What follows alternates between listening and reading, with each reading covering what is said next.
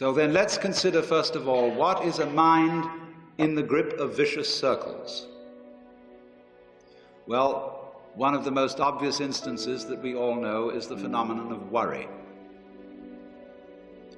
The doctor tells you that you have to have an operation. And that has been set up so that automatically everybody worries about it. But since worrying takes away your appetite and your sleep, it's not good for you. But you can't stop worrying, and therefore you get additionally worried that you are worrying. And then, furthermore, because that is quite absurd and you are mad at yourself because you do it, you are worried because you worry because you worry. That is a vicious circle.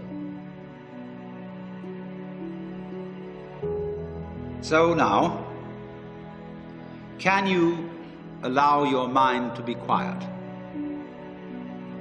Isn't it difficult? Because the mind seems to be like a monkey, jumping up and down and jabbering all the time. Once you've learned to think, you can't stop. And an enormous number of people devote their lives to keeping their minds busy and feel extremely uncomfortable with silence. When you're alone, nobody's saying anything, there's nothing to do. There's this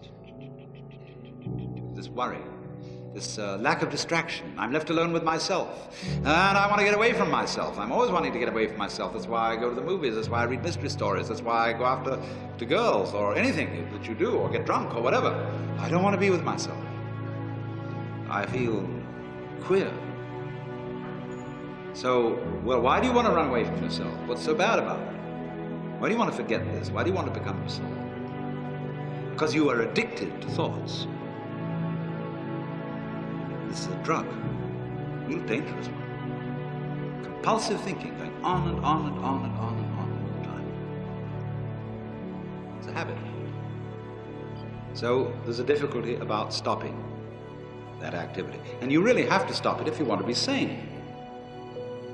Because if I talk all the time, I don't hear what anyone else has to say. Then I'll end up in the situation of having nothing to talk about but my own talking. Or so in exactly the same way, if I think all the time, I won't have anything to think about except thoughts. So in order to have something to think about, there are times when you simply must stop thinking. Well, how do you do that? The first rule is don't try to.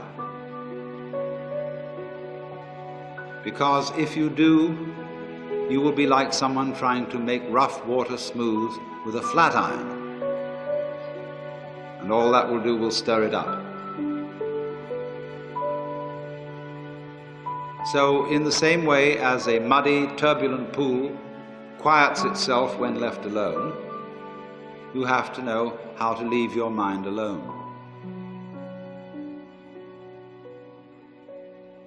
It will quiet itself.